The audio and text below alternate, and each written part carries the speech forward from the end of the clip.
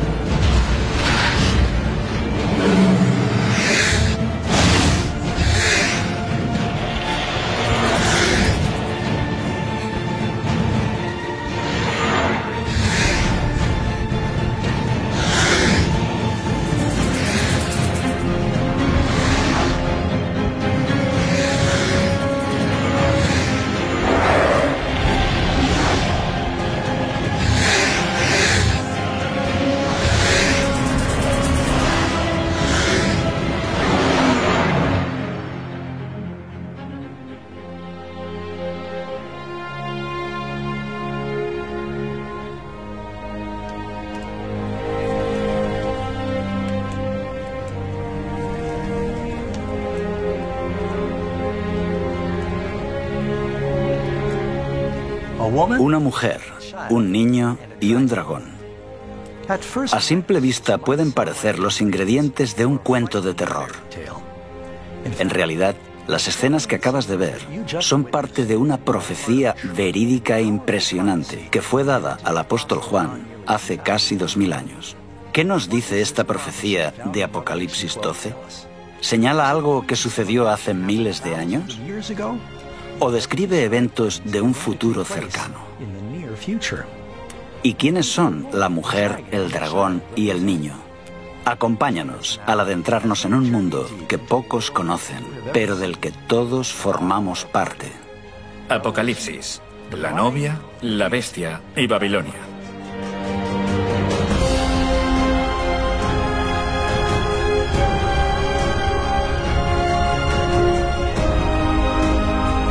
En el último libro de la Biblia, Apocalipsis, al apóstol Juan se le mostró la visión de una intensa lucha entre el bien y el mal.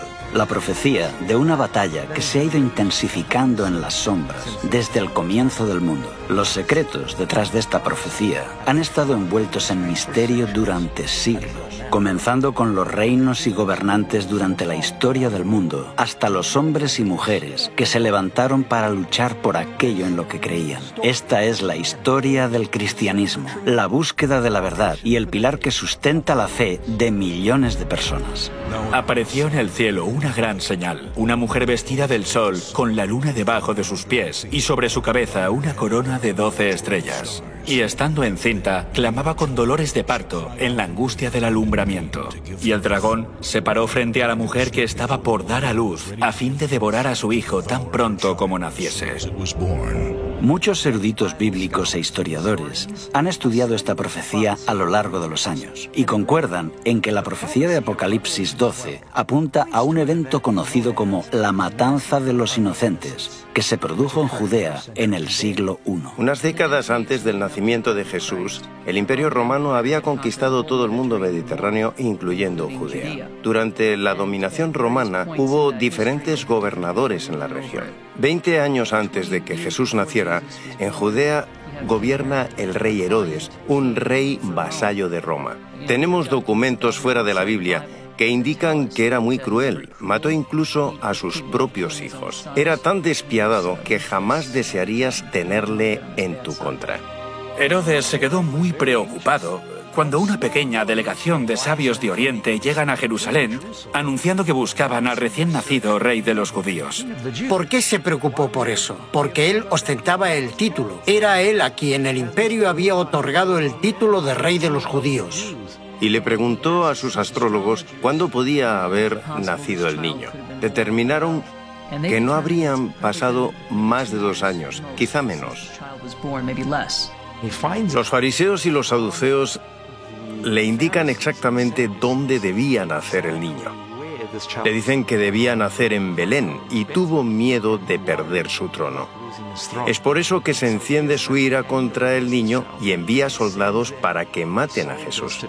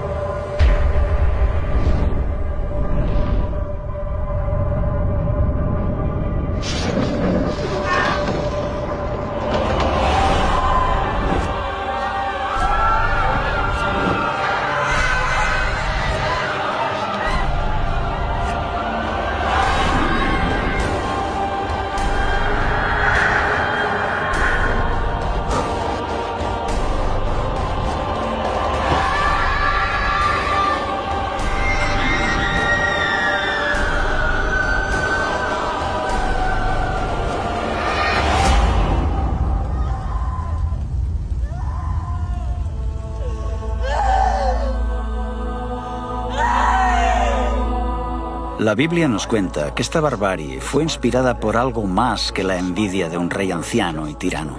Muchos eruditos bíblicos creen que es parte de una lucha más grande, que comenzó en el principio de los tiempos y continúa hasta el día de hoy.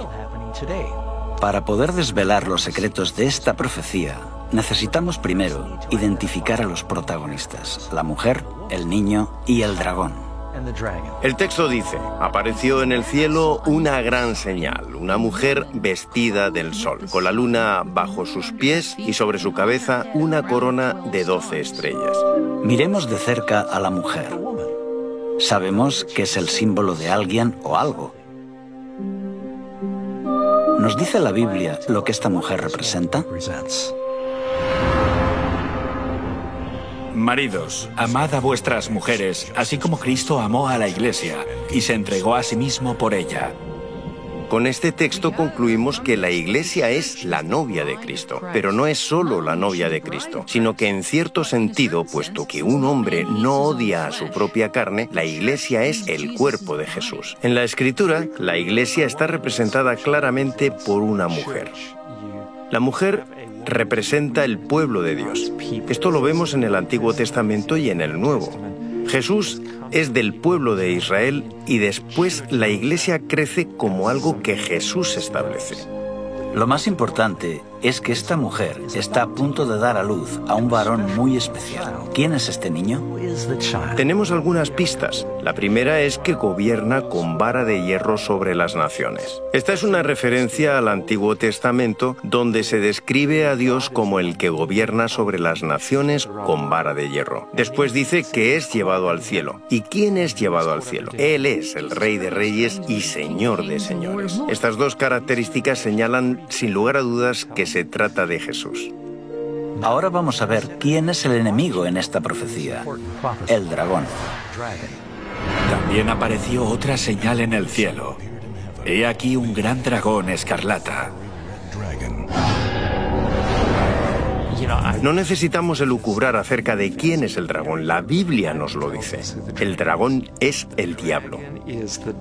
Tanto en el Antiguo Testamento como en el Nuevo, ¿quién es el que trata de destruir? Es Satanás, el diablo. Es por eso que ataca en cuanto Cristo llega a la tierra. Y fue lanzado fuera el gran dragón, la serpiente antigua, que se llama Diablo y Satanás, el cual engaña al mundo entero. Fue arrojado a la tierra, y sus ángeles fueron arrojados con él. Lo que vemos aquí, en la primera parte de Apocalipsis 12, es una representación simbólica del conflicto a través de los siglos entre Cristo y Satanás. Vemos que este conflicto se remonta al jardín del Edén, donde había una serpiente con alas. ¿Y qué es una serpiente con alas? Tiene forma de dragón. Esta serpiente, este dragón, aparece desde el principio y por toda la Biblia. A través de la vida y el ministerio de Cristo, Satanás trató de arruinar los planes de Jesús, de salvar a la humanidad. Mas él, herido fue por nuestras rebeliones, molido por nuestros pecados. El castigo de nuestra paz fue sobre él, y por su llaga fuimos nosotros curados. En varias ocasiones le golpearon en las sinagogas, intentaron tirarle por un acantilado. Trataron de silenciarlo, le torturaron públicamente hasta matarlo. La estrategia de arruinar el plan de salvación se vino abajo cuando Jesús se levantó de entre los muertos. Y su Hijo fue arrebatado para Dios y para su trono. Con el Hijo de Dios fuera de su alcance, el diablo dirigió toda su furia a los seguidores de Jesús, los nuevos cristianos. Primero, lo hizo utilizando el poder cruel del Imperio Romano. Y cuando vio el dragón que había sido arrojado a la tierra, persiguió a la mujer que había dado a luz al hijo varón. Los cristianos eran una minoría perseguida y no eran reconocidos por el Imperio Romano. Hubo una serie de persecuciones, algunas de ellas muy fuertes. Una de las funciones de la religión en el Imperio Romano era la de asegurar el bienestar del Estado. Creían que si se adoraba correctamente a los dioses, ellos favorecían al imperio, pero la ira divina se cernía sobre el imperio si no se les adoraba de la forma apropiada. No quieren hacer sacrificios a los dioses. En ese momento el propio emperador era también un dios. Se convirtieron en el chivo expiatorio. Si algo va mal, posiblemente es porque los cristianos rehúsan venerar a los dioses como se requiere. Por supuesto tienen que castigarlos, y con frecuencia esto significa la muerte. La gente creía que los cristianos practicaban la inmoralidad cuando se reunían. Había rumores de que practicaban incesto. Los cristianos solían llamarse entre ellos hermanos o hermanas y comían la carne de Cristo. Corrían rumores de que los cristianos comían niños. Así que cuando los paganos escuchaban esto, pensaban en lo peor. Progresivamente los cristianos fueron despojados de sus cargos civiles y militares. Los libros eran confiscados y sus iglesias destruidas. Se les prohíbe reunirse, Todo esto es porque se cree que están afectando negativamente al imperio. Mientras la Iglesia primitiva sufría bajo esta persecución devastadora de Roma, las vidas de los cristianos se convirtieron en un poderoso testimonio de la verdad. Mientras los paganos vivían bajo el constante temor de la superstición, los cristianos se enfrentaban a la tortura y la muerte con una paz sobrenatural. Nerón los puso como comida para los leones. También se les ataba a unos pilares y se les ponía resina. Les prendían fuego como si fueran antorchas humanas y así podían proseguir las festividades durante la noche. Los desmembraban, los partían en dos, eran asesinados por los gladiadores. Inventaron todo tipo de torturas para librarse de los cristianos. Al enfrentarse de forma dolorosa a la muerte, a menudo cantaban y estaban alegres.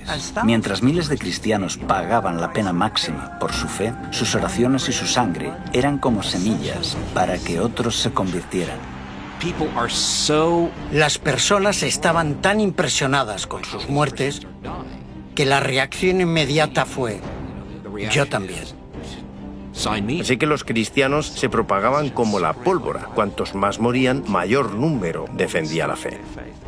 Quiero enfatizar que la Iglesia primitiva se propaga a pesar de los continuos intentos de represión de los extremadamente autoritarios y poderosos emperadores, quienes se pusieron firmemente en contra de los cristianos. Aún así, la Iglesia sobrevive. Tertuliano dice que siempre que surge un problema, una hambruna, una enfermedad o una peste, todos dicen: los cristianos a los leones. Como si tan pocos leones pudieran comerse a tantos de ellos. Lo que quiere decir es que no hay forma de destruirlos a todos. Durante este periodo de crecimiento exponencial, los cristianos del Imperio Romano estuvieron literalmente ocultos. Este laberinto de túneles y salas bajo las ciudades de Roma se conocen como catacumbas. Es importante entender qué son las catacumbas. Algunos creen que son cuevas naturales que había bajo la ciudad de Roma y que los cristianos utilizaron. Salvo raras excepciones, las catacumbas no eran cuevas naturales, sino que fueron excavadas por los cristianos. Así que los cristianos hicieron complejos laberintos subterráneos. A veces celebraban allí los servicios donde estaban enterrados los mártires. Por otro lado, es muy significativo el hecho de que enterraran allí a sus muertos. Los cristianos creían en la resurrección del cuerpo.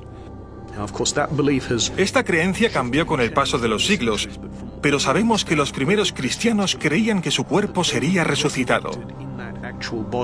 Por eso optaron por enterrar a los muertos en lugar de incinerarlos.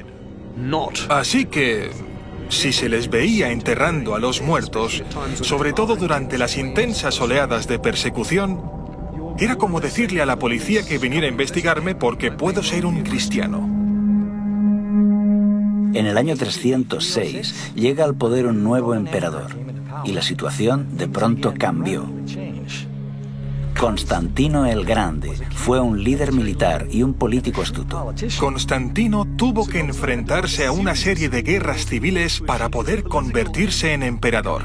Sus intereses eran personales y políticos, no tenían nada que ver con el cristianismo. Desciende de la Galia, que tenía bajo su control, para enfrentarse a Magencio, en Italia.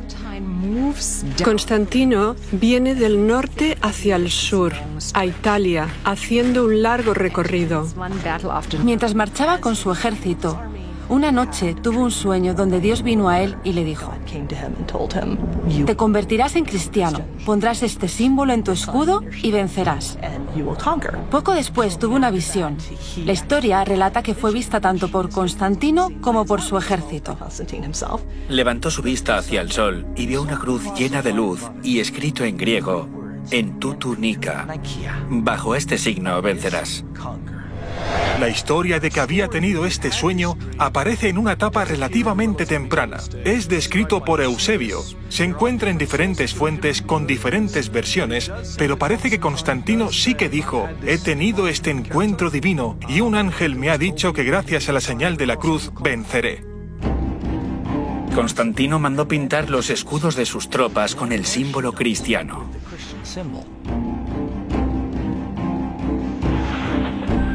Entonces, su oponente sale de Milán y va hacia el sur para enfrentarse a él. Las tropas de Constantino estaban mejor entrenadas porque ya habían ganado varias victorias en su marcha.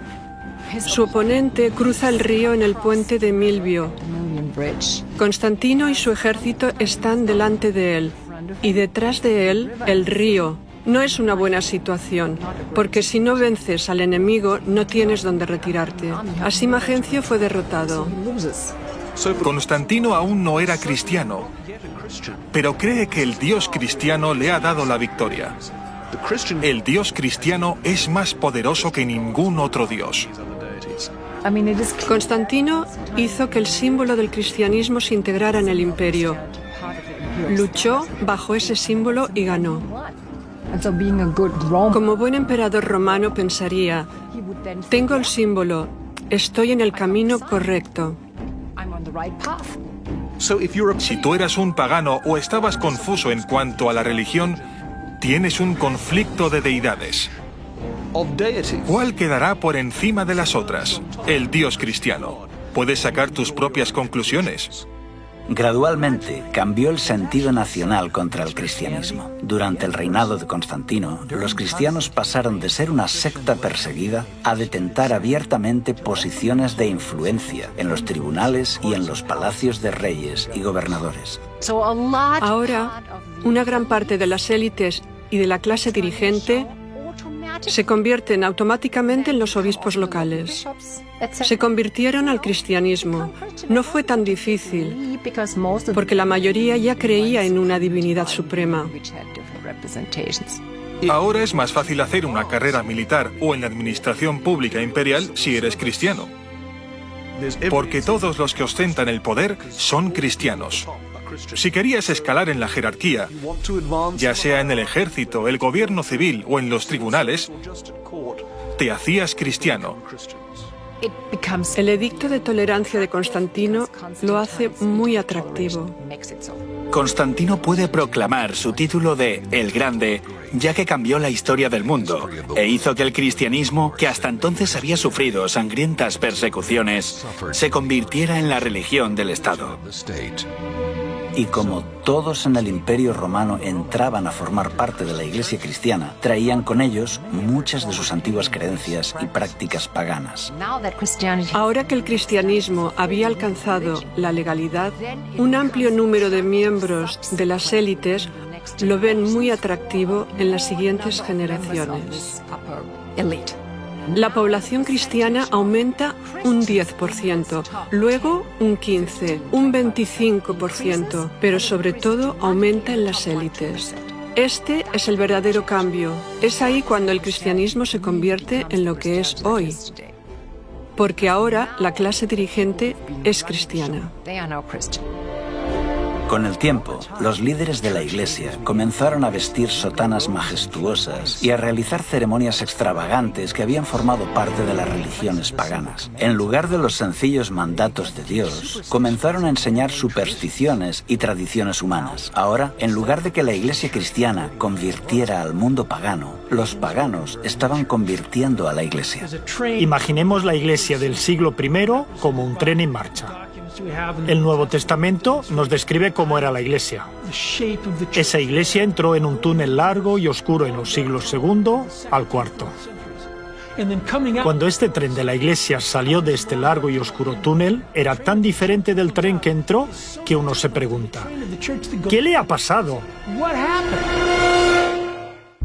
En el año 391, por orden del emperador Teodosio I, el cristianismo se convirtió en la religión oficial de Roma. La adoración en los templos paganos fue declarada ilegal y todas las prácticas paganas cesaron. Se está intentando cristianizar el imperio. Se quiere cristianizar la cultura pagana existente. Las antiguas basílicas eran en realidad templos paganos.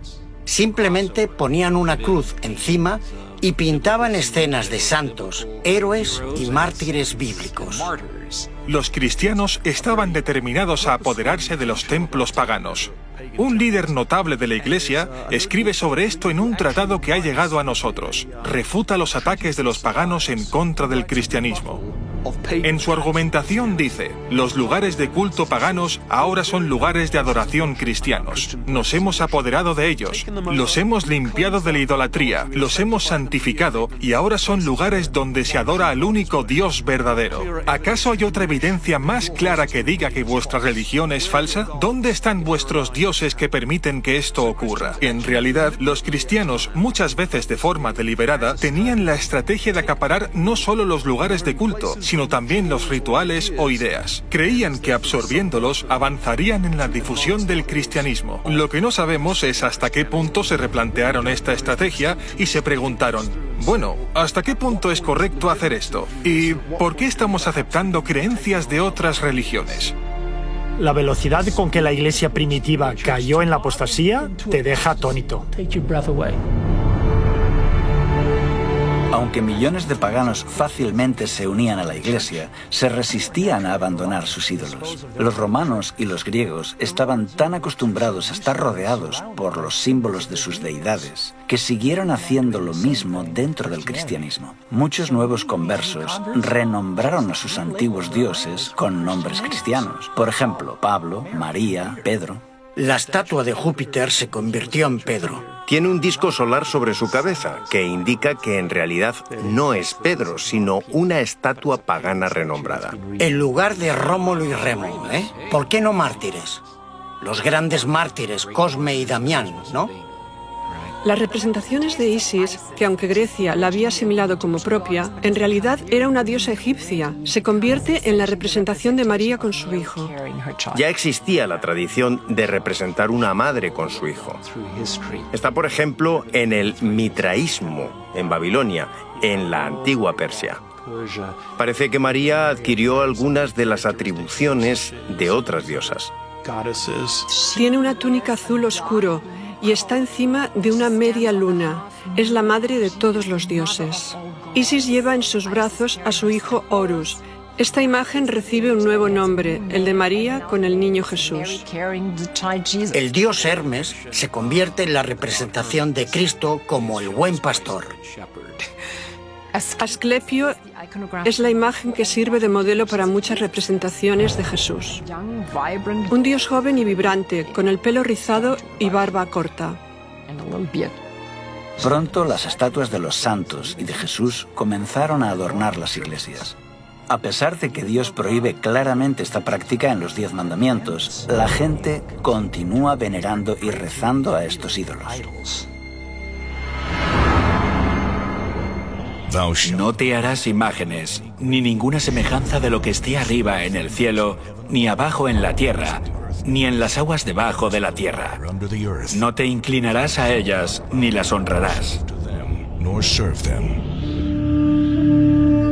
Este último punto está relacionado con la veneración a María, la madre de Jesús. Si bien es cierto que María fue una mujer fiel y honrada por ser la madre de Jesús, en ningún lugar de la Biblia se enseña que deba ser divinizada o adorada.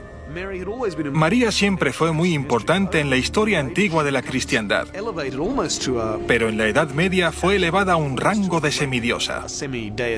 Creían que la Virgen María podía interceder por los culpables seres humanos ante su Hijo, totalmente virtuoso, justiciero y censurador. Es una imagen extraña, pero así es como lo muestra el arte religioso de la época. La Biblia no venera a María como a alguien más allá de lo humano. La muestra como una mujer pura y maravillosa que fue usada por Dios para dar a luz al Mesías. Sin embargo, en el Concilio de Nicea, en el año 325, la Iglesia elevó a María al rango de diosa y comediadora con Cristo. Incluso en una fecha tan temprana como finales del siglo IV, ya se dedicaban iglesias a la Virgen María. Pero tristemente, estos no fueron los únicos errores que se introdujeron en este periodo. En época apostólica, el bautismo era una ceremonia sagrada reservada solo para aquellos que tenían suficiente edad como para tomar una decisión racional y entregarse a Cristo. Era un testimonio público de que aceptaban a Cristo y su perdón. El bautismo, literalmente, representa morir y enterrar al viejo hombre y resucitar a una nueva vida en Cristo.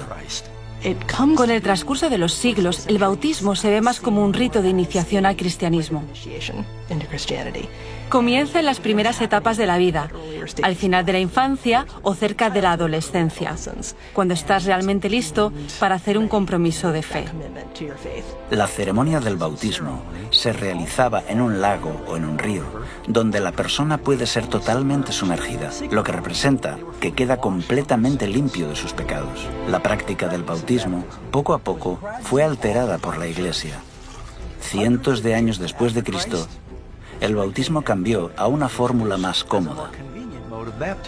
Esto en realidad arruinó el poderoso simbolismo de este rito y contradice el ejemplo de Jesús, que fue bautizado por inmersión. Esta cuestión continuó siendo debatida hasta aproximadamente el siglo XII, porque los teólogos estaban reexaminando la doctrina cristiana y dictaminan que existe el pecado original, el pecado que tiene toda la humanidad como resultado de la caída en el jardín del Edén y que está en el alma desde el momento del nacimiento. Tenían el concepto, que no es bíblico, de que un niño podía pecar en el momento de nacer. Si había pecado, estaba en peligro de ir al infierno y arder por la eternidad. La única forma de prevenir esto era bautizándolo en la iglesia. Ser miembro de la iglesia era tener un pasaporte al cielo. Decían, tenemos que empezar a bautizar a los bebés inmediatamente, lo antes posible, y si mueren, en este periodo la mortalidad infantil era muy alta y muchos bebés morían, entrarían en el cielo.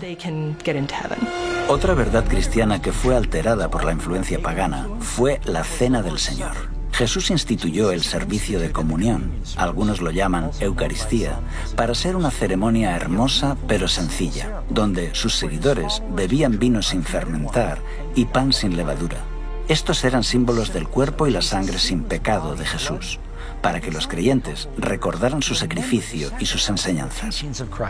Sin duda, el rito más importante para los cristianos a finales de la Edad Media era la Eucaristía o comunión, o como muchos la llamaban comúnmente, la misa. Tanto hombres como mujeres se reúnen para tomar el sacramento, celebran la Eucaristía o comunión, toman el símbolo del cuerpo y la sangre de Jesucristo. Pero de nuevo, bajo la influencia de rituales paganos, los líderes de la Iglesia cambiaron el santo rito de la comunión en una ceremonia de magia. Con este nuevo ritual, se utilizó el vino fermentado y, según decían, el sacerdote tenía la capacidad de transformar el pan y el vino en el cuerpo y la sangre reales de Cristo. Se llama transubstanciación el concepto de que un sacerdote transforma la Eucaristía en el cuerpo y la sangre de Cristo, cuando pronuncia la fórmula hoc es enim corpus meum. Este es mi cuerpo. Eran palabras poderosas, ya que se creía que al ser pronunciadas tenían el poder de hacer que Dios transformara la naturaleza del pan y del vino en la sangre de Jesucristo resucitado. Llegaron al punto de decir, estamos creando a Dios al pronunciar las palabras mágicas. Lo que ocurría en el altar era que el pan se convertía en el cuerpo, el vino se convertía en la sangre, aunque seguían pareciendo pan y vino. Esta ofrenda del sacrificio en la Eucaristía, este sacrificio de alabanza, esta comida fraternal, ahora no solo es un recordatorio del sacrificio, sino que es un sacrificio en sí mismo que otorga la salvación. Creían y enseñaban que Jesús, en la persona del sacerdote, presentaba en la misa el sacrificio de Cristo ante Dios el Padre. Así se obtiene la bendición y la santidad que la Iglesia puede administrar a quien ella quiera en la misa. La gente creía que al celebrar una misa estabas haciendo algo bueno que era ofrecido a Dios. Esto hacía que hubiera una base teológica para repetirlo constantemente. En 1415, en el Concilio de Constanza, los líderes de la Iglesia decretaron que solo podrían beber vino los sacerdotes y los fieles recibirían tan solo el pan. Pero la Biblia dice que cuando Jesús estableció el servicio de la comunión, todos bebieron el vino. Unos 300 años después de Cristo, la Iglesia comenzó a desviarse de otro de los 10 mandamientos, el cuarto, que requiere que los creyentes recuerden el séptimo día como día de reposo. Acuérdate del sábado para santificarlo. 6 días trabajarás y harás toda tu obra, mas el séptimo día es reposo para Jehová tu Dios. En el Imperio Romano, el judaísmo era una antigua religión y como tal era respetada. Pero los judíos hicieron guerra contra Roma. Aunque al principio su cercanía al judaísmo había protegido a los cristianos, ahora les convertía en el blanco. Los judíos marginaban y perseguían a los cristianos, así que los cristianos trataron de distanciarse. Los líderes de la Iglesia comenzaron a despreciar el séptimo día de descanso de los 10 mandamientos y lo sustituyeron por el domingo, que era más popular entre los romanos. Muchos cristianos erróneamente pensaban que debían ayunar el sábado, pero podían hacer fiesta el domingo. Eso es lo que hacían los paganos, celebraban el domingo, pero ayunaban los sábados. Este no era un concepto judío.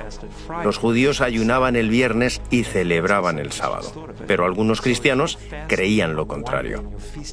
Si ayunas un día pero haces fiesta el siguiente, es fácil imaginar cuál de los dos se convierte en el más popular. La tercera causa es que se introduce en la Iglesia la influencia pagana del culto al sol. Cuando esta costumbre comienza a introducirse en la Iglesia, Constantino lo utiliza para exaltar el domingo, el día del sol, como un día que la gente debe adorar. Esta separación de la ley de Dios fue gradual a lo largo de los siglos. Fue aceptada tan ampliamente que la mayoría de los cristianos se sorprenden al descubrir que no tiene respaldo en la Biblia. En el año 313, Constantino publicó el Edicto de Milán, donde establecía el domingo como día de descanso. La ley dominical del emperador no tuvo nada que ver con el cristianismo. El objetivo era honrar al dios grecorromano Helios o Apolo. El emperador Constantino se convirtió al cristianismo, pero al permanecer fiel al dios Sol, el emperador Constantino trasladó el día de adoración del sábado, como lo había conservado el judaísmo, al domingo, el día del dios Sol. Desde entonces los cristianos, al menos la inmensa mayoría de ellos, celebran el culto en domingo en lugar de en sábado. Esto también quedó reflejado en otro edicto de Constantino, del año 321, cuando ordenó: en el venerable día del sol, dejen que los magistrados y las gentes residentes en las ciudades descansen. Dejen que todos los talleres se cierren. Fíjate que dice Día del Sol.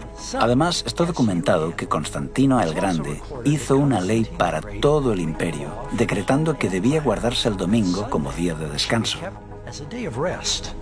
Obviamente, este cambio no se infiltró en la Iglesia de un día para otro. La historia indica que durante décadas se consideró que tanto el sábado como el domingo eran días sagrados. En los primeros años de la Iglesia, claramente se adora el sábado judío. Pero a partir de mediados del siglo III se fue abandonando por la mayoría o estaba en proceso de abandonarse. A comienzos del siglo IV, en muchas partes del Imperio Romano, los cristianos están adorando el domingo. Durante este periodo de tiempo, muchos cristianos seguían observando el sábado y el domingo tenían un servicio recordando la resurrección. Después, cada uno se iba a su trabajo habitual. Con Constantino se habla por primera vez de transferir la solemnidad del sábado al domingo. Siglos antes, el profeta Daniel había predicho que se levantaría un poder religioso que cambiaría los tiempos y la ley. En los 10 mandamientos solo hay una ley relacionada con el tiempo, el sábado. La doctrina del fuego del infierno también fue distorsionada por la mitología pagana. En el libro de Apocalipsis, la Biblia enseña que después del día del gran juicio, los perdidos serán echados en el lago de fuego. Es entonces que cada persona recibe el castigo de acuerdo a lo que merece, para luego ser consumidos y morir para siempre. Y no temáis a los que matan el cuerpo, Mas el alma no pueden matar. Temed más bien a aquel que puede destruir el alma y el cuerpo en el infierno. Porque los que viven saben que han de morir, pero los muertos nada saben. Los sacerdotes comenzaron a enseñar que el infierno era un lugar de eterno tormento, gobernado por el diablo, y que comenzaba en el momento de la muerte. La Iglesia apóstata utilizó este concepto aterrador de eterna tortura para aterrorizar y manipular tanto al rey como al plebeyo. Y lo peor de todo es que presenta a Jesús como a un malvado sádico. Esta doctrina ha hecho que ateos y agnósticos cuestionen la idea cristiana de un Dios de amor, porque hace algo mucho peor incluso que lo que hizo Hitler. No importa lo que una persona haya hecho, miles de millones de años para pagar por sus faltas. Así que muchas personas han odiado a Dios y han aprendido a odiarlo por culpa de esta doctrina. Otro concepto pagano que se infiltró en el pensamiento cristiano fue en relación con la vida después de la muerte. La doctrina del purgatorio enseña que al morir, algunas personas entrarán en un fuego infernal temporal, donde son purificadas para poder ir al cielo. Es un centro de rehabilitación, a medio camino entre el cielo y el infierno. La cuestión es que puedes escapar del purgatorio. La misa dice consignados a las llamas de la aflicción. Está llena de bichos y de olores sulfúricos. Es un poco mejor que el infierno, pero no es un día de picnic. La Iglesia desarrolla este concepto gradualmente. Poco a poco, se forma la idea de que cuando alguien muere sin completar sus obras de penitencia,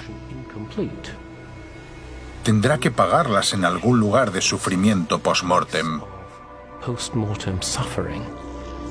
y así limpiarse de sus pecados que haya cometido en vida. En el medievo, se creía que casi todos serían salvos y redimidos, siempre que estuvieran bautizados. Pero prácticamente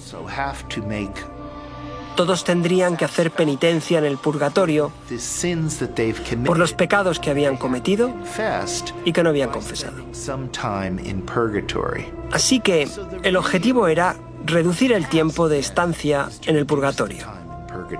Muchas personas confunden el purgatorio con el infierno. Algunos creen que se puede salir del infierno.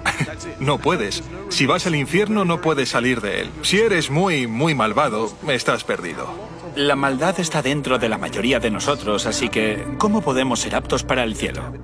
Necesitamos hacer una purga de todo lo malo. Es de ahí de donde viene la palabra purgatorio. La mayor parte de los cristianos creían que sus familiares estaban sufriendo en el purgatorio. Y el purgatorio no es un lugar agradable. Estás allí durante miles de años. La idea de un purgatorio existe desde hace siglos, antes del tiempo de Jesús. Escritos de Platón, a comienzos del siglo IV a.C., han ayudado a esclarecer de dónde vino este concepto de purificación mediante castigo. Pero en realidad no se consideraba que el purgatorio fuera un lugar real hasta siglos después. Los teólogos elaboraron la doctrina del purgatorio entre los años 1160 y 1180 y se aceptó formalmente en el Segundo Concilio de León en el año 1274. La Iglesia entonces ofrece su apoyo a los muertos que estaban en el purgatorio por medio de oraciones y sacramentos, especialmente la Eucaristía. Esto es perfectamente legítimo. La Iglesia cree que está haciendo lo correcto y los fieles parecían estar dispuestos a dar grandes cantidades de dinero para este fin. Aquí es cuando tiene lugar una extraordinaria proliferación de instituciones fundadas con el objetivo principal de que los sacerdotes hagan misas por las almas de los difuntos durante los siglos XIV y XV. Esta doctrina fue creada para manipular a las masas a cambio de obtener beneficios financieros. La gente gente estaba dispuesta a pagar grandes sumas de dinero para librar a un ser querido de la tortura del purgatorio. Nunca podrían comprobar si realmente esa persona salía del purgatorio, de manera que el dinero continuó fluyendo a los bolsillos de los sacerdotes corruptos. La cabeza de la Iglesia tenía a personas encargadas de recaudar el dinero e incentivar que la gente diera su dinero a la Iglesia a cambio de comprar las almas del purgatorio. Esta creencia en el purgatorio está también basada en el peligroso concepto de que las obras y las oraciones de los vivos pueden alterar el destino de los muertos. Pero Jesús dejó muy claro que no existe ni el limbo ni el purgatorio. Tras la muerte, el siguiente pensamiento consciente de una persona es en la resurrección y en su eterna recompensa. No os maravilléis de esto, porque vendrá la hora cuando todos los que están en los sepulcros oirán su voz. Y los que hicieron lo bueno saldrán a resurrección de vida, mas los que hicieron lo malo a resurrección de condenación. El centro del mensaje del Evangelio es el cómo obtenemos el perdón. Esta fue la gran verdad bíblica que fue adulterada.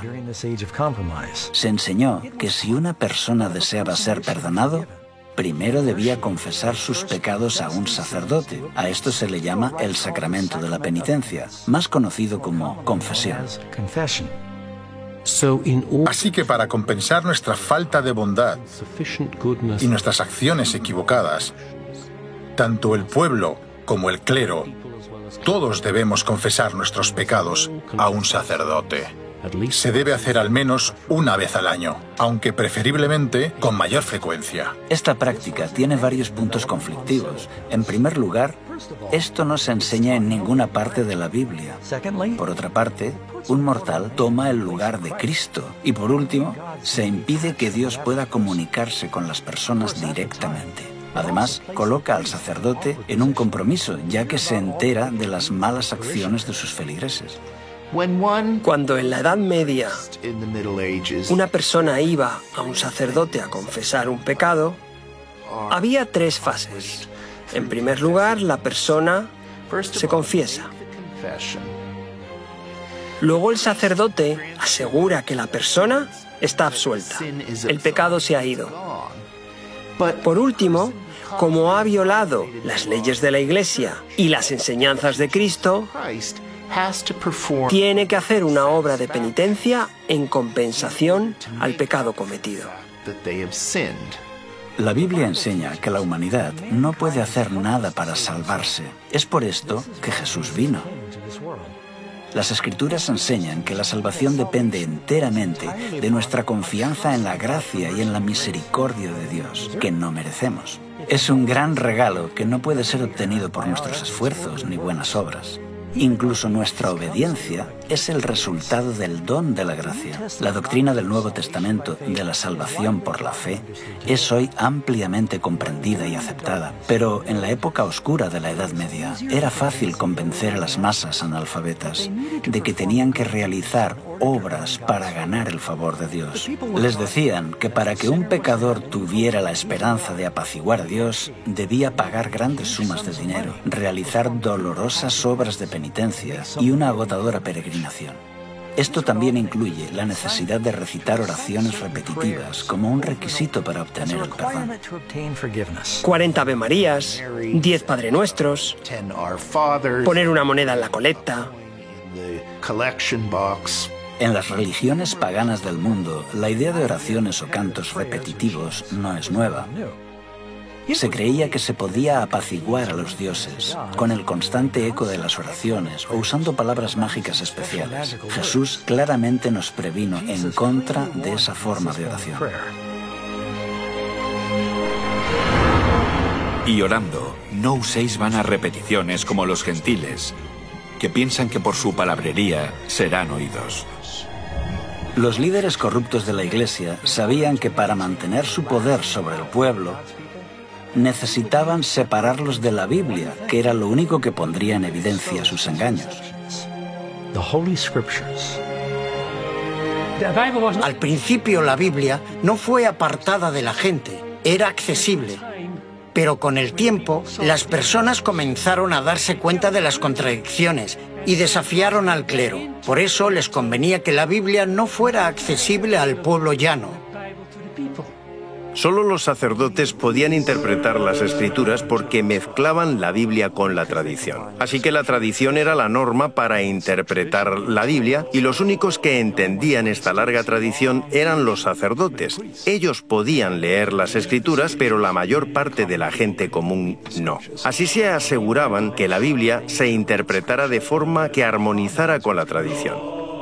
Desde el siglo V al siglo XV, durante 1000 años de historia, se enseñó, y así fue aceptado, que solo los líderes religiosos estaban suficientemente cualificados para explicar los textos sagrados.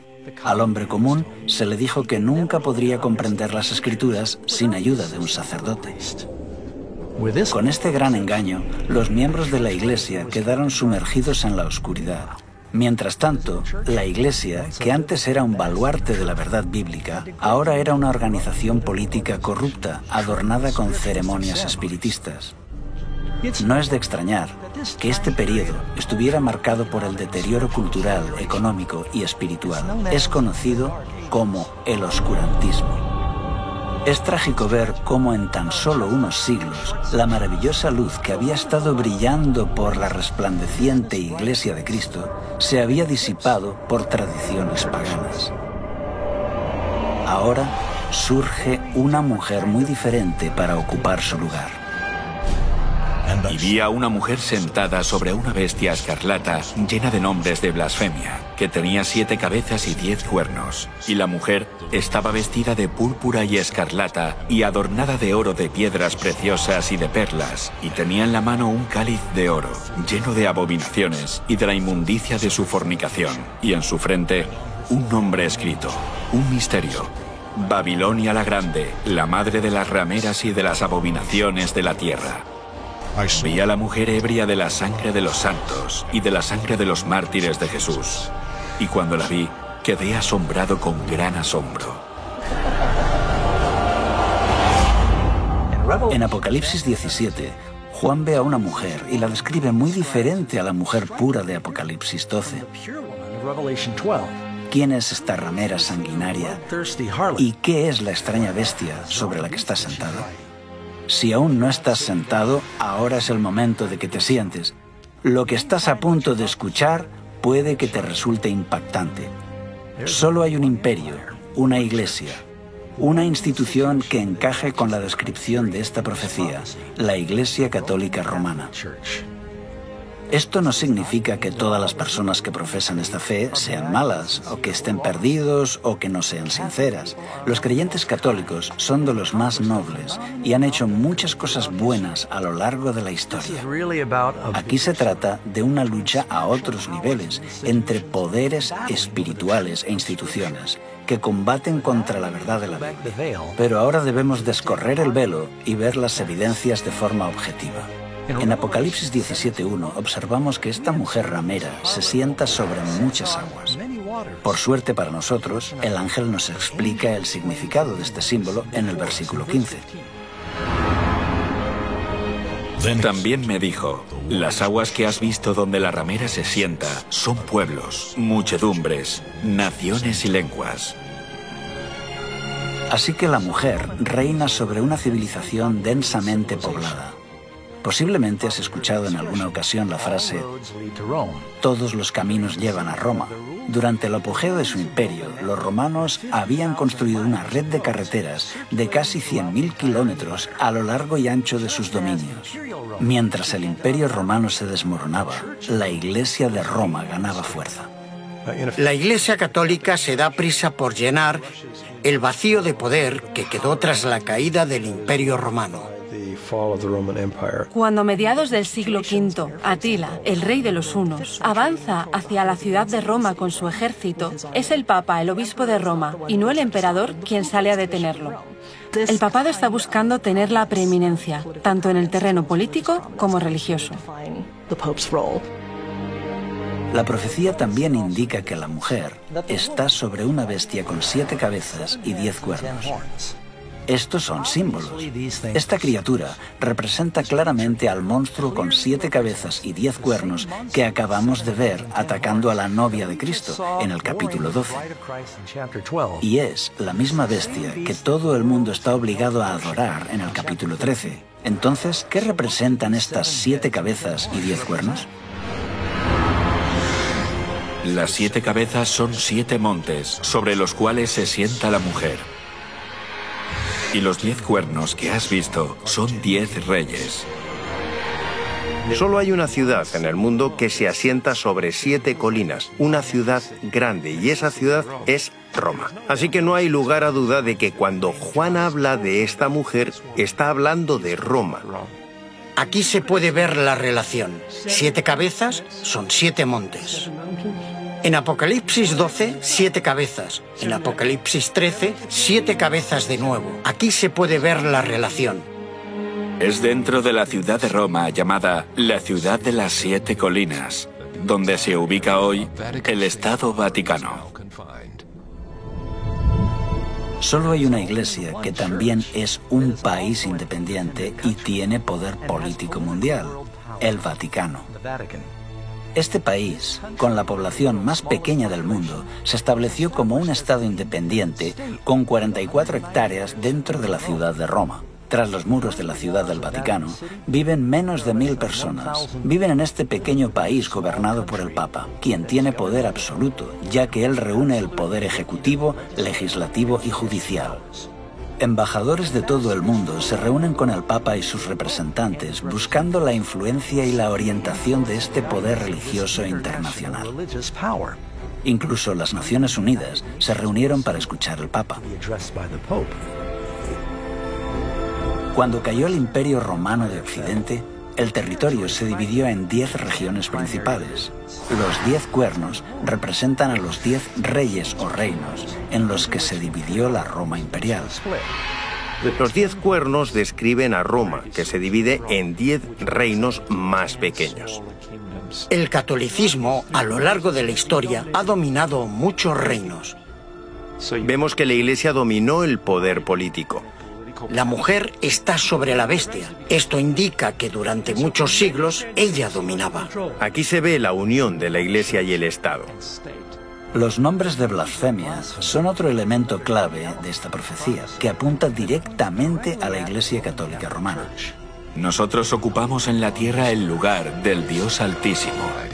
Esto pone a un hombre mortal en la posición de Dios. Esta es definitivamente la definición exacta de blasfemia. No pretendo con esto cuestionar la sinceridad de ningún papa en específico, pero la profecía está señalando a su posición, a la institución que representa.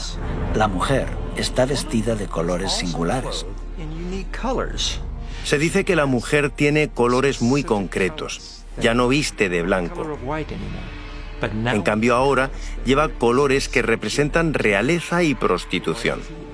Estos colores en concreto vemos que aparecen en la historia de la Iglesia cristiana más adelante. Son los colores de los sacerdotes.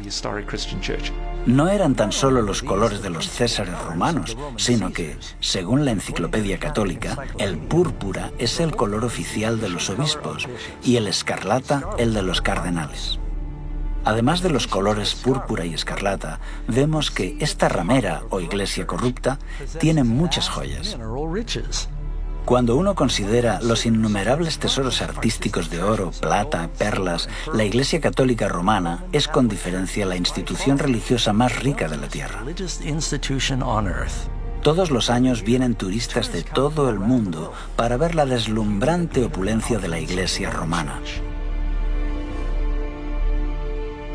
Otra señal preocupante de esta mujer se encuentra en el versículo 6. Vi a la mujer ebria de la sangre de los santos y de la sangre de los mártires de Jesús. La historia revela que la Iglesia de Roma fue la mayor opresora de los cristianos y judíos a lo largo de los siglos. De hecho, los historiadores señalan que más de 50 millones de mártires fueron víctimas de la terrible Inquisición y persecuciones de la Iglesia de Roma. Lo que tenemos aquí es una profecía que dice que la Iglesia entablaría una terrible persecución. Eso es exactamente lo que sucedió. La Iglesia construyó una gran estructura legal, conocida como la Inquisición, para interrogar y torturar a los disidentes, forzando al mayor número posible a retractarse de sus ideas y ejecutando a los líderes del movimiento para evitar que divulgaran sus ideas. El mayor número de muertes que se haya registrado en la época ocurre cuando la Iglesia romana persiguió a los que no estaban de acuerdo con ella. Este grado de represión continúa durante toda la Edad Media. Así que esta mujer o iglesia es un poder opresor que persigue a los verdaderos seguidores de Cristo. Veremos a varios valientes que arriesgaron sus vidas por exponer las influencias paganas corrosivas y por compartir la palabra de Dios en este tiempo de oscuridad espiritual. El pueblo que andaba en tinieblas vio gran luz. Los que moraban en tierra de sombra de muerte, luz resplandeció sobre ellos. Había un joven que vivía en Lyon, Francia, que cambiaría el curso de la historia cristiana. Pedro Valdo, también conocido como Valdés. Era un joven comerciante, rico y educado. Tuvo una experiencia que le cambió la vida. Un amigo de Valdo murió de forma repentina. Al darse cuenta de la brevedad de la vida y de la vanidad de los tesoros mundanos, Valdo tomó la firme decisión de dejar todo por Cristo. Dio sus riquezas a los pobres y se convirtió en un predicador itinerante. Valdo enseñaba que la Biblia debía entenderse de forma literal y predicaba a la gente en su propio idioma. Alentó a los creyentes a vivir vidas sencillas y de pobreza. También denunció con valentía los excesos de los sacerdotes. Alrededor del año 1170, Pedro Valdo había reunido un gran número de seguidores, llamados los pobres de Lyon. Pedro Valdo inspiró el movimiento valdense, un grupo de creyentes en la Biblia que vivían en Francia e Italia. Era un católico laico que se inspiró en el ejemplo de la iglesia primitiva. Organizó un grupo de predicadores que viajaban enseñando el Evangelio. Predicó en contra de la transustanciación y la misa. Algunos de ellos sí que acudían a misa, pero hacían también sus propios servicios de culto. Cuando los inquisidores oficiales patrullan por Europa, comienzan a encontrar por todas partes personas a las que llaman valdenses. Eran pequeños grupos que estaban esparcidos por toda Europa. Eran gente sincera. La mayoría solían asistir a iglesias católicas, pero recibían a pastores itinerantes que viajaban 1 o 2 veces al año para predicarles, quizá anualmente o cada 2 años. Allí donde Pedro Valdo iba, vio que las personas estaban deseosas de conocer la verdad. Él creía que había hambre de la palabra de Dios. Así que Valdo le pagó a un clérigo para que le ayudara en la traducción del Nuevo Testamento al francés. En Lyon, Valdo encargó a religiosos eruditos que prepararan una traducción de una porción de la Biblia y de algunos escritos de los padres a la lengua vernácula. Sería algo entre francés y provenzal. Esta tradición de obtener copias de la escritura en la lengua común de la gente parece haber comenzado en las comunidades valdenses. Llevaban consigo las escrituras, actuaban como comerciantes y negociantes y compartían las escrituras con el pueblo. Incluso hay referencias de que enviaban jóvenes a las grandes universidades y escuelas de la región. Allí podrían compartir su fe y comprender la teología de la época y de esa forma alcanzar a una comunidad más amplia. Pero Roma no podía tolerar por más tiempo esa libre circulación del Evangelio entre los campesinos. En 1179, el Tercer Concilio de Letrán condenó oficialmente las ideas de Valdo como heréticas. Más adelante, él y sus seguidores fueron excomulgados. Expulsados de Lyon, los valdenses se refugiaron en los valles altos del Piamonte y en los Alpes franceses. Aquí Cada familia hizo de la Biblia su tema de estudio. Se memorizaron los evangelios de Mateo y Juan y muchas epístolas. Al no disponer de imprenta, se dedicaban a copiar a mano las escrituras. Conocidos por su adhesión estricta a la Biblia, estos predicadores extendían sus enseñanzas por el extranjero, mientras viajaban como vendedores ambulantes. Para no ser descubiertos, escondían en el forro de sus ropas sus copias a mano de pasajes de la Biblia y las compartían cuando encontraban a alguien que estaba abierto a escuchar. Incluso tras la muerte de Pedro Baldo en 1218, la Iglesia de Roma continuó persiguiendo ferozmente a los valdenses.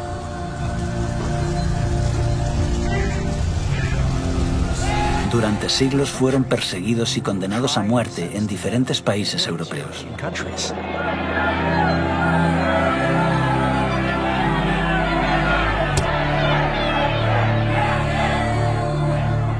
El Espíritu Santo incitó a muchos dentro de la Iglesia a levantarse con valentía a favor de una reforma. Uno de ellos era John Wycliffe, teólogo inglés y predicador laico, traductor y profesor en Oxford. Cuando comenzó a señalar los errores dañinos que se enseñaban a los creyentes, su educación le dio una gran ventaja. Wycliffe nunca quiso ponerse en contra de los líderes de la Iglesia, pero al ver las evidentes contradicciones entre lo que decía la Biblia y lo que hacía la Iglesia, no pudo guardar silencio. Es extraño que alguien como Wycliffe se convirtiera en hereje porque era catedrático de Oxford. Fue educado en la estructura de la Iglesia, pero estaba afligido por lo que veía a su alrededor. Cuando vio que Roma sustituía las Sagradas Escrituras por la tradición, acusó a los sacerdotes de privar a la gente del pan de vida. Creía que la Biblia era una autoridad suprema y organizó la traducción de la Biblia. Tenía seguidores llamados lollardos, quienes iban por todas partes distribuyendo la Biblia y predicando. Creían en la importancia de leer la Biblia. Leían la traducción de Wycliffe y creían en una religión más sencilla, que ya los valdenses y otros habían promovido en el siglo XII. Este era el mayor regalo que podía dar a la gente común. Ningún otro documento ha alterado tanto el curso de la historia como la traducción de la Biblia al inglés. Él presentó algunas de las verdades que después desarrollaría el protestantismo. Sus enseñanzas prepararon el camino para que, siglos más tarde, muchos en Inglaterra aceptaran la Reforma. Wycliffe tuvo la valentía de declarar que la autoridad universal del Papa no era bíblica. Por eso, el 22 de mayo de 1377, el Papa Gregorio condenó los escritos de John Wycliffe, indicando que sus enseñanzas eran peligrosas para la Iglesia y el Estado. Pero Wycliffe continuó enseñando que la salvación era únicamente mediante Cristo y que eran las Escrituras las que eran infalibles y no la Iglesia de Roma. Con el tiempo, sus escritos y su trabajo de reforma se extendió como una ola, influyendo a millones de creyentes. Se podía leer en cualquier lugar donde hubiera gente instruida y teólogos escolásticos. Viajan por Europa, a Bohemia, e inspiran también a Juan Hus.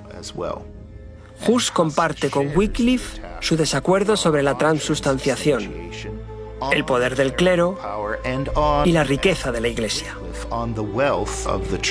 Hus era muy joven cuando Wycliffe falleció, pero sus escritos tuvieron una poderosa influencia en su vida y su misión. Fue un predicador de Bohemia, profesor en la universidad y por un tiempo fue capellán del rey. Se le confió la tarea de predicar en una pequeña capilla que acababa de ser inaugurada, la capilla de Belén. Igual que Wycliffe, Juan Hus predicó las Escrituras en el idioma del pueblo, una práctica que ahora la Iglesia había prohibido, pues toda la misa se hacía en latín. Predicó en la lengua vernácula, Los bohemios tenían las escrituras en su propio idioma, a pesar de los concilios de la Iglesia. Es por esto que entra en contacto con las enseñanzas de Wycliffe. Especialmente ataca la transustanciación y la riqueza y el poder de la Iglesia. Caminando un día por la ciudad, Hus vio dos pinturas que dos hombres mostraban a modo de protesta silenciosa. Cada uno de los lienzos reflejaba una escena diferente. En uno de ellos estaba la imagen humilde de Jesús entrando en Jerusalén con sus discípulos. En el otro lienzo estaba la imagen del Papa vestido con ropas ricas y lujosas, transportándose en una litera y seguido por una majestuosa procesión. Las pinturas presentaban el contraste entre Jesús, quien dijo que las zorras no tienen guaridas y las aves de los cielos nidos, pero el Hijo del Hombre no tiene dónde reclinar su cabeza, con el esplendor y la magnificencia del palacio papal y su séquito. Movido por estas imágenes, comenzó a denunciar públicamente el orgullo, la ambición y la corrupción del clero. Sin miedo, hizo un llamado de reforma a la Iglesia. Si había que interpretar las Escrituras según lo que la Iglesia creía, ¿cómo se podían corregir sus errores? No hay nadie que revise los errores. No se puede corregir a la Iglesia. Creo que este es el problema de base, el problema que hizo que la Iglesia comenzara a equivocarse y siguiera equivocándose. Juan Hus fue invitado a Constanza, Alemania, a defender sus críticas a la Iglesia de Roma. Segismundo, rey de Hungría y más tarde del Sacro Imperio Romano, le garantizó un salvoconducto, pero nada más llegar Hus a la ciudad, fue arrestado y puesto en el calabozo en el castillo de Gottlieben. El rey Segismundo estaba muy enfadado porque habían encarcelado a Hus y amenazó al concilio de la Iglesia, pero el concilio convenció a Segismundo de que las promesas hechas a un hereje no eran vinculantes. El 6 de julio de 1415, el concilio se reunió en la catedral después de la misa. Es entonces cuando Juan Hus es llevado a juicio. Se le pidió que defendiera su posición. Mientras lo hacía, afirmaron que había dicho una herejía. Así fue atrapado y condenado por herejía. Los guardias se lo llevaron para ser ejecutado. En el lugar de su ejecución, Hus se mantuvo firme. Mientras subían las llamas, pudo elevar su voz en canto. Al morir, Hus predijo que en 100 años Dios levantará a un hombre cuyo clamor por una reforma no podrá ser reprimido. Martín Lutero creció en un hogar humilde en Mansfield, Alemania. Teólogo, compositor y sacerdote, es posiblemente el reformador más conocido del siglo XVI. Nació el 10 de noviembre de 1483, casi 70 años después de que Juan Hus muriera en la hoguera. Nació en una familia trabajadora, de clase media, y tenía varios hermanos y hermanas. Lutero desarrolló un carácter firme. La familia de Lutero fue hasta cierto punto una familia de grandes triunfadores. Fueron muy estrictos con el joven Martín, según contó el propio Lutero. Querían que su hijo tuviera estudios universitarios. De joven se preparó para ser abogado. Tuvo una experiencia impactante que cambió el curso de su vida para siempre. Lutero estaba atrapado en una tormenta y teme por su vida. Está fuera y tiene miedo de que le alcance un rayo. Los relámpagos caen delante y detrás de él, a un lado y a otro. Lleno de terror, clama y promete que si un santo le salva, se hará monje. Clamó a Santa Ana, la santa de las causas perdidas. Santa Ana, líbrame y me haré monje. Y cumplió su palabra. A pesar de las furiosas protestas de su padre, Lutero dejó sus estudios de Derecho, vendió sus libros y entró en el monasterio agustino de Erfurt. para dedicarse por completo a la vida monástica. Con un anhelo desesperado por obtener la salvación, practicó ayunos frecuentes y largas horas de oración. Vivía de forma muy austera y sus confesiones no tenían fin. Si algunos consiguieran entrar en el cielo por su vida de monje, yo sería uno de ellos. Había un confesor que percibió en Lutero un alma especialmente sensible. Este confesor se dio cuenta de que Lutero necesitaba enseñar la Biblia. Así que Lutero se convierte en profesor de teología y predicador en la iglesia local, además de miembro de la comunidad religiosa de los monjes agustinos. Básicamente, desempeña 3 trabajos. En Wittenberg aprendió a estudiar la Biblia en las lenguas originales. Pronto comenzó a compartir en sus clases las verdades que estaba aprendiendo, y a sus estudiantes les encantaba. En 1510, Lutero hizo una peregrinación para visitar la sede de la Iglesia en la ciudad santa de Roma. Le repugnó presenciar la terrible avaricia y maldad que vio a todos los niveles del clero. Tenía grandes esperanzas puestas sobre la ciudad santa, pero se derrumbaron al contemplar el estilo de vida decadente de los monjes y sacerdotes. Esto estaba en fuerte contraste con la vida humilde en Alemania, pero su mayor descubrimiento estaba aún por llegar. Estaba en Roma subiendo por las escaleras de Pilato cuando escuchó una voz que decía: «El justo por la fe vivirá». Así que subía por la escalera de Pilato de rodillas, porque afirmaban que esto hacía que te quemaras menos tiempo en el purgatorio. Mientras miraba a su alrededor, de pronto pensó: ¿qué estamos haciendo? La Biblia dice que uno se salva por la fe, así que se levantó y se fue. Esto marcó un antes y un después. Lutero llegó a comprender la importancia de confiar en los méritos de Cristo para obtener el perdón. Tras regresar de Roma en 1512, Lutero fue galardonado con un doctorado en divinidades por la Universidad de Wittenberg. Comenzó a predicar valientemente que los cristianos no deben aceptar ninguna doctrina ajena a la Biblia. Este principio de sola escritura será el lema de la lucha de la Reforma. En 1520 presenta una serie de 3 tratados donde explica que las tradiciones de la Iglesia se han corrompido por añadidos humanos y que la Iglesia solo debe seguir el testimonio de la Biblia. Esto es lo que explica el declive de la Iglesia, que la gente perdió de vista la Biblia y la capacidad de leerla por sí misma. Había una barrera entre el pueblo y la Biblia, entre los fieles y Cristo. Cuando Martín Lutero y sus colegas declararon que la Biblia era la única autoridad válida, comenzó el resurgir de la Iglesia. Sola escritura, tota escritura, prima escritura, y hacen que la situación cambie. En la misma época, Roma estaba excavando el suelo para la construcción de la nueva y magnífica Basílica de San Pedro.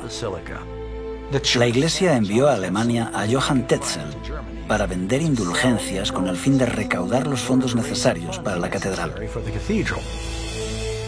La Iglesia cree no solo que sus servicios y ofrendas pueden ayudar a los muertos, también dice que el jefe de la Iglesia de Occidente, el Papa, gracias a la gran abundancia de gracia acumulada en la Iglesia, puede declarar que los pecados de alguien quedan borrados tras su muerte. Esto es lo que recibe el nombre de indulgencia. La indulgencia plenaria absolvía a la persona de todos los pecados cometidos hasta ese momento y, según decía la Iglesia, aceleraba el proceso del purgatorio, llevando a la persona directamente al cielo. A finales de la Edad Media, la Iglesia está convencida que puede decirle a la gente: si estás dispuesto a hacer una ofrenda a la Iglesia te dará una indulgencia en forma de ofrenda para un familiar, amigo, pariente, ser querido que haya fallecido. Supuestamente ese ser querido escapaba de forma inmediata de las torturas del purgatorio. Esto se hizo una creencia muy popular en los siglos XIV y XV. La gente pedía indulgencias. Lutero descubrió que algunos de sus feligreses compraban indulgencias y se indignó. Cuando la gente vino a él para canjear sus indulgencias, se negó rotundamente a validarlas. Lutero les dijo que lo que tenían que hacer en realidad era arrepentirse sinceramente de sus pecados y abandonarlos. Esto fue lo que forzó a Lutero a entablar una batalla con su amada Iglesia. El 31 de octubre de 1517, Lutero clavó su famosa protesta en la puerta de la iglesia de Todos los Santos de Wittenberg. ¿Qué son las famosas 95 tesis que Lutero clava a la puerta de la iglesia del castillo de Wittenberg? Es una invitación académica al debate. Él anota 95 tesis y lo que básicamente está diciendo es: estas son mis propuestas. Estaban mejor redactadas de lo que uno se puede imaginar porque estaban pensadas para el debate.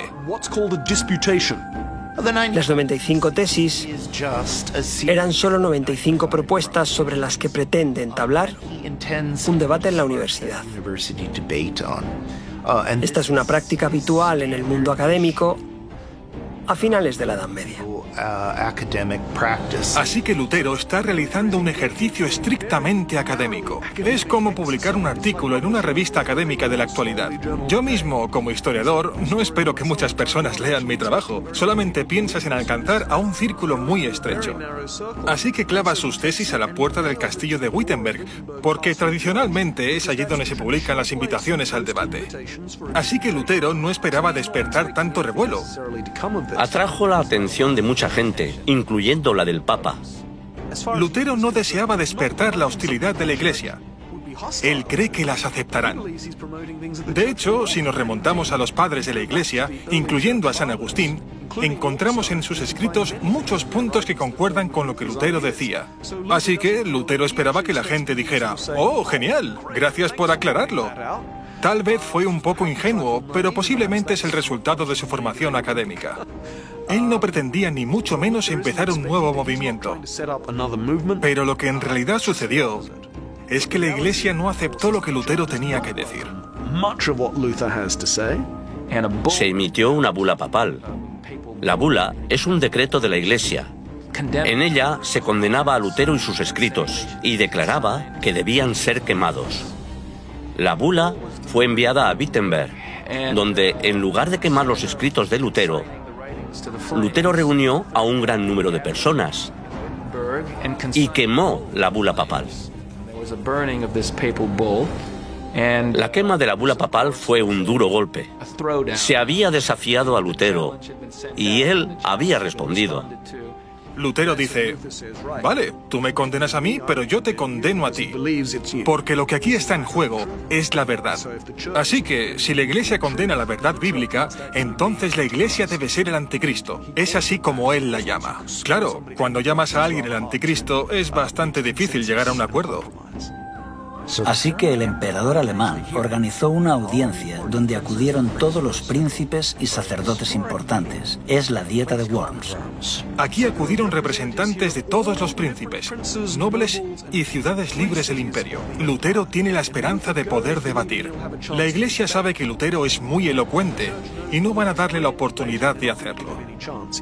Le colocaron en medio de la sala, le mostraron sus libros y le preguntaron dos cosas. ¿Estos libros son tuyos? ¿Y vas a retractarte? ¿Rechazas las doctrinas que has escrito en ellos? No respondió inmediatamente. Dijo: sí, son mis libros, pero en ellos hay muchas cosas escritas y necesito tiempo para pensarlo. Casi pierde sus nervios, pero logra controlarse y al día siguiente viene y comienza a jugar con las palabras. Cuando le dicen: ¿estas son tus obras? ¿Y te retractas de ellas? Lutero responde: ¿pides que me retracte de todas mis obras? Todos en la Iglesia están de acuerdo con algunas de ellas. He escrito sobre ciertos males en la Iglesia y muchos en la Iglesia están de acuerdo con esto. Intentan debatirlo, pero las autoridades no van a permitir esto. Dicen: no, solo responde, ¿te vas a retractar? Este es un momento heroico, especialmente porque Lutero cree que esto le va a conducir a la muerte.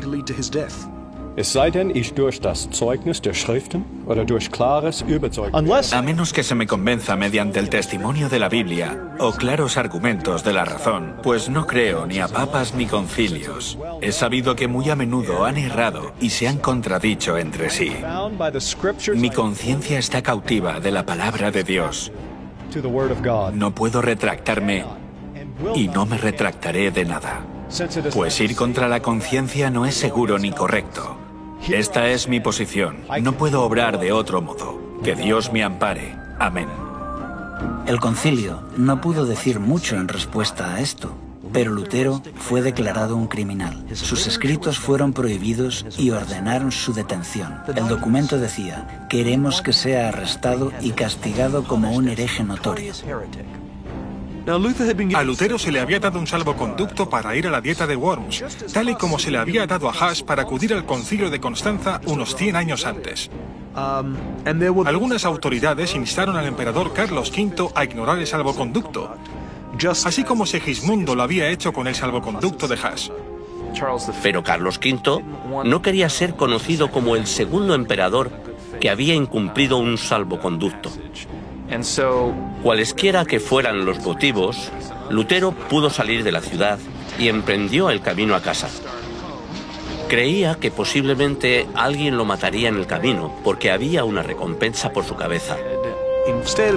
En lugar de eso, Lutero fue secuestrado por agentes de Federico el Sabio, quien había decidido esconder a Lutero por un tiempo. Lo escondió en el castillo de Warburg. Nadie sabía lo que le había ocurrido a Lutero. Muchos creyeron que estaba muerto. Durante un año, en este exilio solitario al que Lutero se refiere como mi Patmos, el ex sacerdote continuó su prolífico trabajo de escritura. Incluso se las arregló para traducir el Nuevo Testamento del griego al alemán. 72 años antes de que Lutero completara su traducción del Nuevo Testamento, Gutenberg había cambiado la historia con la invención de la imprenta. Con esta nueva e increíble tecnología, la verdad de Dios comenzó a extenderse por toda Europa como las hojas de otoño. Así que en medio de esta gran reforma, el Señor armó a su pueblo con la espada de su palabra.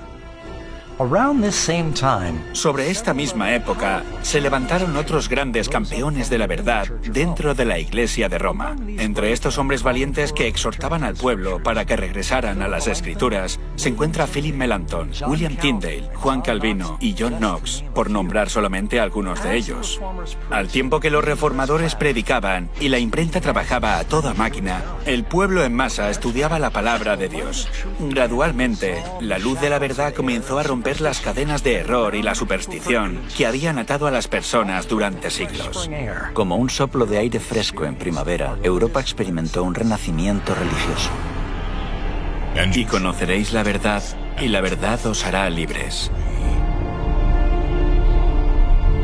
El libro de Apocalipsis también predice que en el tiempo del fin, el dragón, Satanás, intensificará una vez más sus esfuerzos para perseguir a la Iglesia de Dios. Esta Iglesia está compuesta por todos los que guardan los mandamientos de Dios y tienen el testimonio de Jesús. Apocalipsis nos advierte que en los últimos días se creará una falsificación de la Iglesia muy convincente que adulterará la verdad de las Escrituras. Jesús advierte que el dragón engañará al mundo entero. Porque se levantarán falsos cristos y falsos profetas, y harán señales y prodigios para engañar, si fuese posible, aún a los escogidos. Poco tiempo después de este engaño final, Cristo volverá. Vendrá por una iglesia que ha sido purificada de falsas tradiciones y paganismo. Será una iglesia que exige un "así dice Jehová" para cada doctrina que sostiene. Jesús también dijo que cuando Él regrese, el mundo estará imbuido en el egoísmo, la violencia y la maldad. Y oiréis de guerras y rumores de guerras, porque se levantará nación contra nación, y habrá pestes, y hambres, y terremotos. El amor de muchos se enfriará, y entonces vendrá el fin. Esta guerra espiritual se ha ido intensificando con el paso de los siglos. Es evidente que esta profecía se está cumpliendo rápidamente. conforme la batalla arrecia, todos nos enfrentamos a una elección. Escogeos hoy a quién sirváis. Amigos, hemos visto cómo la gloriosa luz de la Iglesia de Dios fue ensombrecida y distorsionada por la mitología.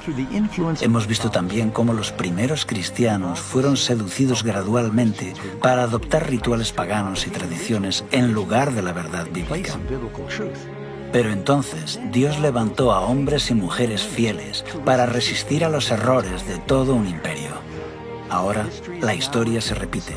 Pronto todos se unirán a la Iglesia de Cristo o a la bestia de Babilonia. ¿A cuál de los dos grupos quieres pertenecer? La Biblia es clara. La evidencia es irrefutable. La decisión es tuya.